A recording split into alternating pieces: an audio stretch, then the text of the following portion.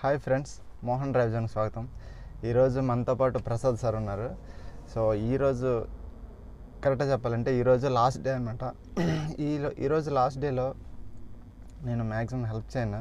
Sir drive చేస్తారు. Sir driving ఎలాగ ఉంటుందో చూడండి. Okay, let's start the video. Okay sir, seat belt పెట్టేశారు. ఓకే, క్లచ్ పట్టుకుని స్టార్ట్ సార్.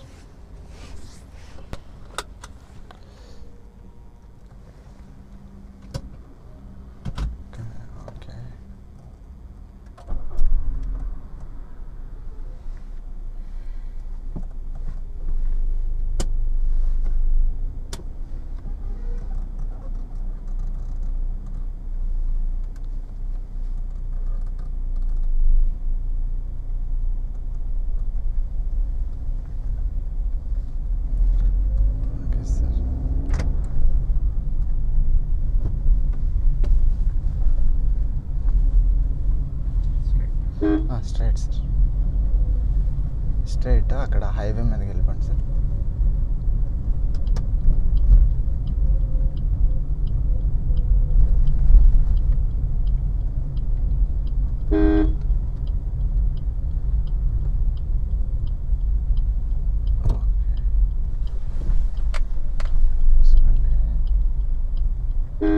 షోల్డర్ పైన నుంచి చూడండి సార్, ఎవరు వస్తున్నారు. ఎస్, అది కరెక్ట్.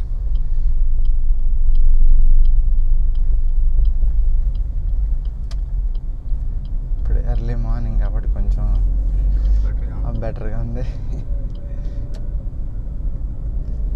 ఇప్పుడు ఇలా వెళ్ళేటప్పుడు సడన్ గా ఎవరైనా అడ్డు వచ్చారో మనం ఆగిపోయాం అనుకోండి సార్, అప్పుడేంటి అంటే ఆగిపోయిన తర్వాత ఫస్ట్ గేర్కి వచ్చేసి అంతే. ఎక్కడ మనం ఆగినా సరే ఫస్ట్ గేర్ రావాల్సిందే. మళ్ళీ ఫస్ట్ గేర్తోనే మూవ్ చేయాలి.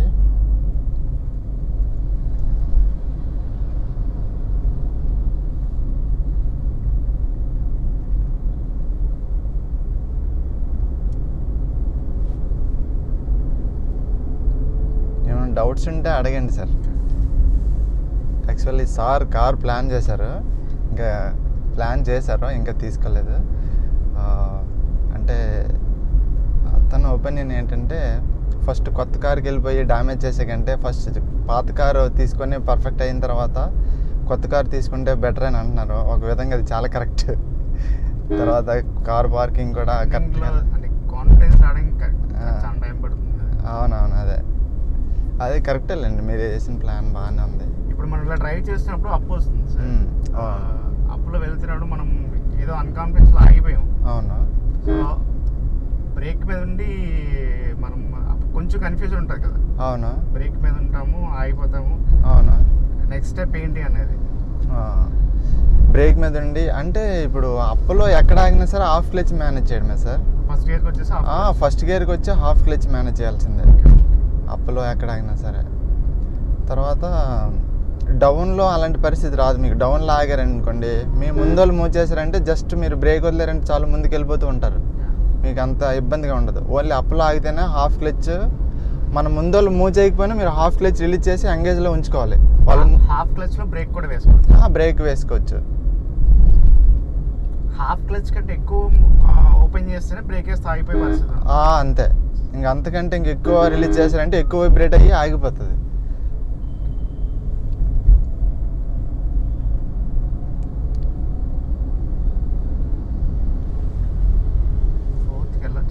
వెళ్ళండి సార్, స్ట్రైట్ బ్యాక్ అంతే.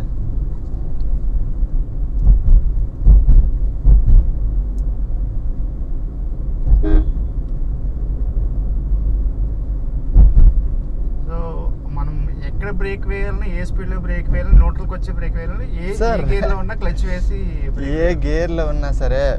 ఇప్పుడు ఫర్ సపోజ్ మీరు 100లో వెళ్తున్నారు అనుకోండి, మీ ముందు డిస్టర్బెన్స్ ఉందనుకోండి, మీరు డైరెక్ట్ బ్రేక్ వేసుకోవచ్చు. ఇమ్మీడియట్గా బ్రేక్ అప్లై చేసుకొని ఫైనల్లీ ఇంకా మీరు స్టాప్ చేయాల్సి వస్తుందంటే క్లచ్ పట్టుకొని ఫుల్ బ్రేక్ వేసేయచ్చు. అది కంట్రోలింగ్. కంప్లీట్ స్టాప్ కావాలంటే విత్ క్లచ్ బ్రేకే. కంప్లీట్ స్టాప్కి క్లచ్ బ్రేక్.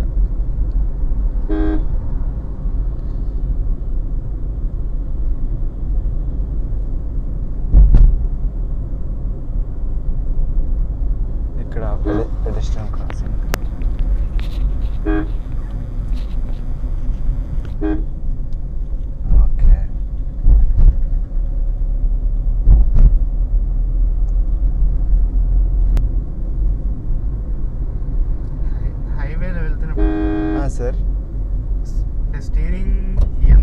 చేస్తే ఎంత బండి అంటే సైడ్కి మూవ్ అవుతుందని తెలుస్తుంది. సార్ తర్వాత మనం ఎక్కువగా లోకల్ రోడ్ ప్రాక్టీస్ చేసాం కదా, ఎక్కువ టర్నింగ్స్ అవి. తర్వాత స్లో మూమెంట్స్లో ఏంటంటే మనం ఎక్కువ తిప్పుతామండి స్టీరింగ్. మనం స్పీడ్ మూమెంట్లో చిన్న తిప్పినా ఎక్కువ డిఫరెన్స్ వస్తుంది. అంతే, చాలా తక్కువ. ఇప్పుడు ఈ టర్న్ ఇంత ఉంది కదా, జస్ట్ కొంచెం స్లైడ్గా లెఫ్ట్ అంటే చాలు ఎలా సరిపోతుంది అనమాట. జస్ట్ మీ మనసులో ప్రోగ్రామ్ సెట్ చేసుకొని కొంచెం ఇలాగంటే చాలన్నమాట, వచ్చేస్తుంది.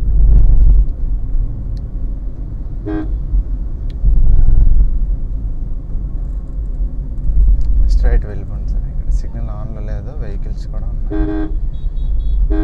వీలుంటే థర్డ్ గేర్కి వచ్చాను సార్, వెహికల్ కూడా స్పీడ్ డౌన్ అయింది కదా. ఓకే,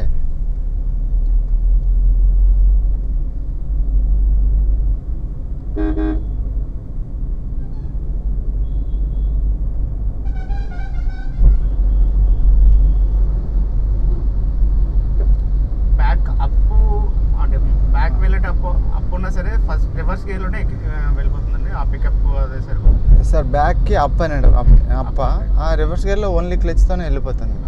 యాక్సిడెంట్ సపోర్ట్ సరే వెళ్ళిపోతుంది సార్, ఈజీగా వెళ్ళిపోతుంది. కానీ మనం క్లియర్గా క్లచ్ హోల్డ్ చేయడం రావాలి. ఇక్కడ లెఫ్ట్ వెళ్దాం సార్.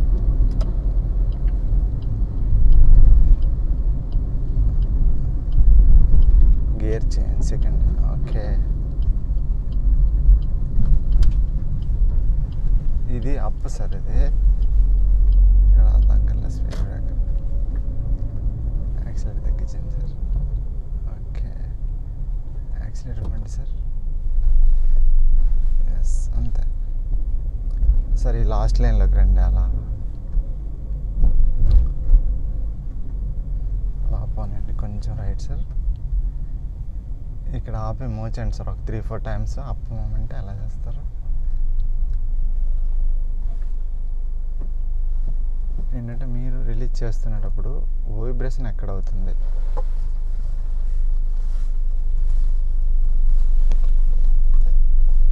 అంతే. ఎస్, మళ్ళీ ఒకసారి చేయండి సార్.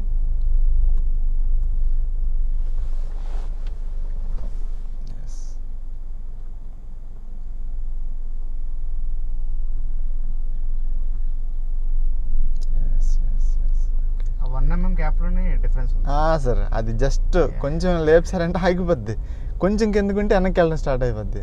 జస్ట్ ఆ బైటింగ్ హోల్డ్ చేయాలి. ఆ పని చేయితో చాలా ఈజీగా చేయొచ్చు సార్. ఇంత కష్టంగా ఎందుకు ఉందంటే కాలుతో చేయడం వల్లే. కాల్ సెన్సేషన్ వేరేగా ఉంటుంది.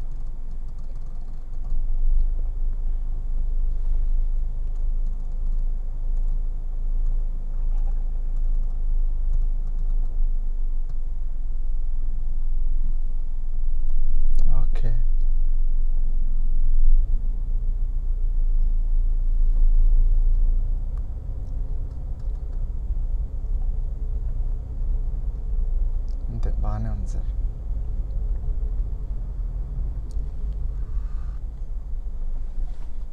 ఓకే, అది స్లో ట్రాఫిక్ కదా ఉంటుంది. అంతే sir, bumper to bumper slow ట్రాఫిక్లో ఎలాగ ఉంటుంది.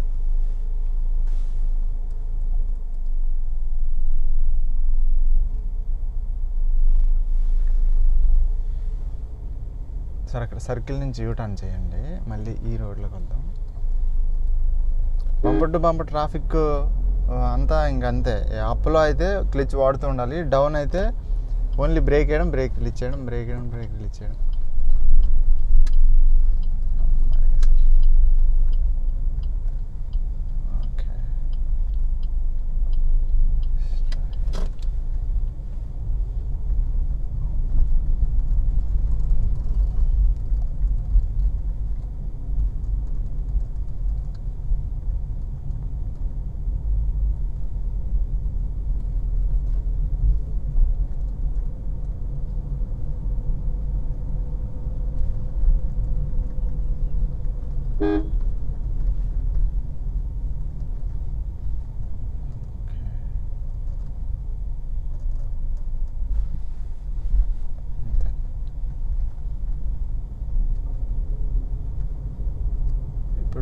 హైవే అవతలకి వెళ్ళి రైట్ అని sir.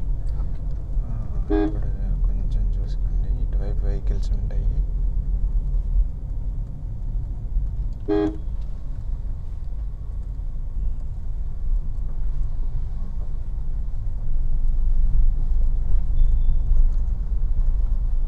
Stop sir, stop sir, stop sir. Okay, ఈ బస్సు లారీ వెళ్ళిపోయాక బస్సు పోయాను సార్. ఫాట్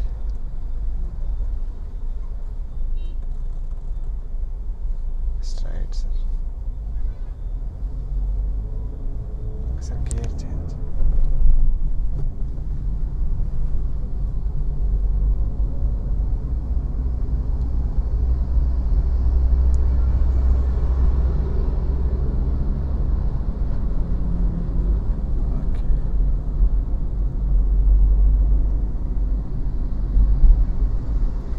హైవేలో అందరూ మెయిన్ వెహికల్స్ అన్ని రైట్ లైన్లో వెళ్తాయి. ఎందుకంటే సార్ మామూలుగా లెఫ్ట్ డ్రైవింగ్ కదా మంది, కానీ హైవేలో వచ్చేసరికి మెయిన్ వెహికల్స్ కార్స్ లారీస్ అన్నీ రైట్ లైన్లో వెళ్తుంటాయి సార్. రైట్ లైన్లో మ్యాక్సిమం స్పీడ్గా వెళ్ళే వెహికల్సే ఉంటాయి సార్.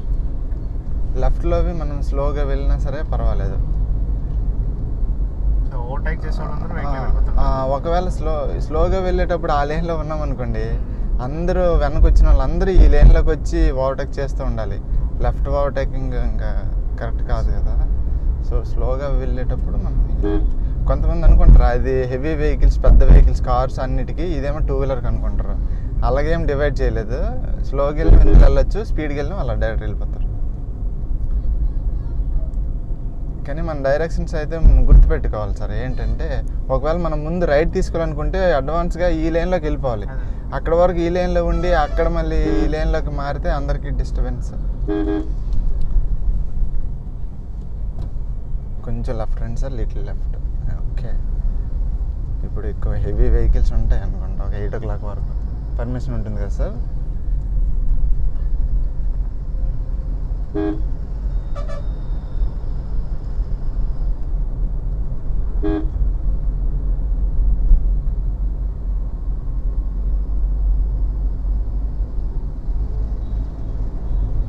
ఓకే, కొంచెం రైట్ సార్. అన్నీ ఎల్పిజి ట్యాంక్లే మొత్తం.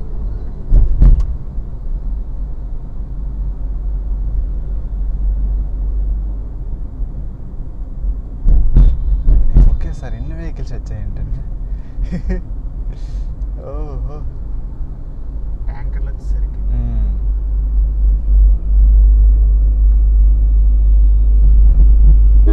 బెంచ్.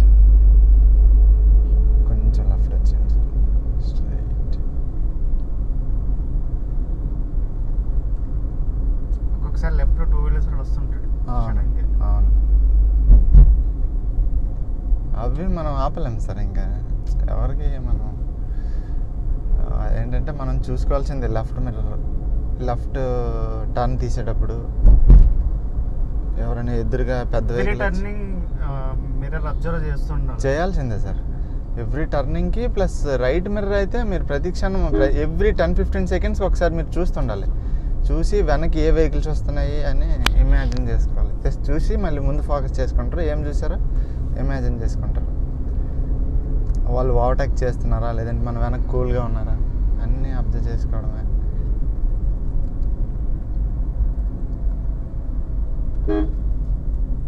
హైవేలో ఏ కటింగ్ వచ్చినా స్లో అయిపోతుంది. అంతే సార్.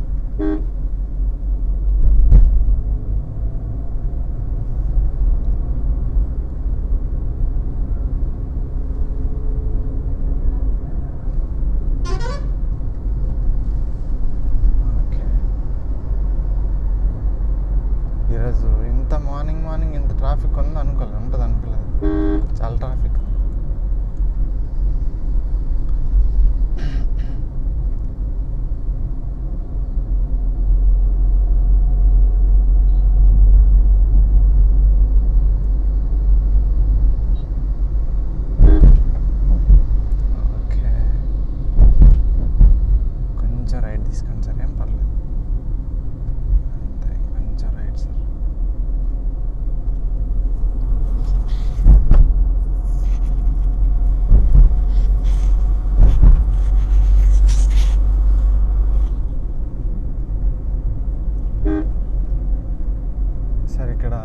దగ్గర నుంచి సర్వీస్ రోడ్కి తీసుకోండి.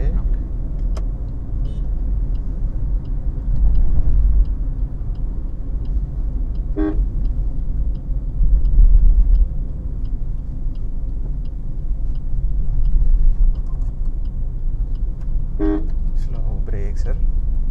అలా అలా లెఫ్ట్ వచ్చేయండి. అలా break sir. Break sir.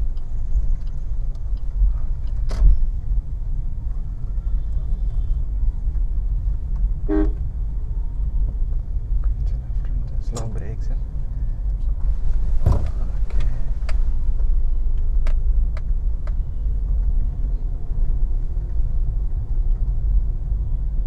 Okay అలా లెఫ్ట్లోకి రండి సార్. ఇక్కడ ఆపండి సార్. కొంచెం లెఫ్ట్, కొంచెం right. Neutral sir. Hand brake. Okay key off చేయండి సార్. ఓకే సార్ డ్రైవింగ్ అయిపోయింది. ఎలా డ్రైవ్ చేస్తారో మీరు కమెంట్ చేయండి. మీకు ఏమైనా డౌట్స్ ఉంటే నన్ను అడగండి, నేను ఖచ్చితంగా మీకు ఆన్సర్ ఇస్తాను. సార్ నా టీచింగ్ ఎలా ఉంది ఒకసారి చెప్పండి sir. Mohan sir very good teacher. అసలు నేను ఎక్స్పెక్ట్ ఫస్ట్ జాయిన్ అయినప్పుడు 18 daysలో డ్రైవింగ్ క్లాస్ ఏంటి అసలు. Varun Maruti driving schools, WiFi driving schools 25 days 21 days ఇస్తున్నారు. But with stimulator. స్టార్టింగ్ అనుకున్నాను ఏంటో ఉంటుందిలే, ఎక్కిస్తారు 2-3 ఏవో బేసిక్స్ నేర్పిస్తారు, పంపించేస్తారు. బట్ నేను చాలా కాన్ఫిడెంట్గా మంచి టీచింగ్ అండి అసలు. Excellent teaching. థియరీ కానీ ప్రాక్టికల్ కానీ అర్థమయ్యే రీతిలో చాలా ఈజీ మెథడ్స్ అన్నీ చెప్తుంటారు. Thank you so much sir. Thank you sir. Thank you. Bye.